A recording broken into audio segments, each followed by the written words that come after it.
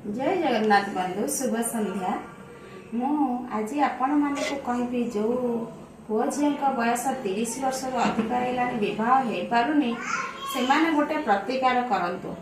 यदि गुरु पुष्या जोग हो कर्कट राशि पुष्या नक्षत्र हो गुरुवार हो गुरु पुष्या जोग कहती एवं जदि पूर्णिमा गुरुवार पड़े से दिन आप किसी नहले भी शुक्ल पक्षर प्रथम गुरुवार रे यही प्रतिकारटी करंतु।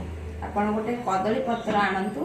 कदली पत्र आणिला परे कदली गछ हेले बृहस्पति पत्र हेले बुध तादरे किछि हळदी किछि गंगा जल किछि क्षीर मिसैकी आपण से कदली पत्र दिहरे लेखि दियंतु शुभ विवाह।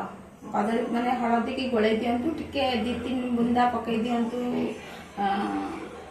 क्षीर क्षीर पकईदेला गंगा जल पकई हलदी गोले शुभ विवाह से कदली पत्र लिखि दिंतु एवं दीकर स्वस्तिक लिखु। स्वस्तिक प्रॉपर लिखे जमी लिखाए छकी पकई लिखे स्वस्तिक से हलदी पत्र लिखि दिंतु। हलदी पत्र लिखला आपण से दिन कौन करूँ ना यहला गुरु चांद्री जोग सबुठार बेस्ट जोग।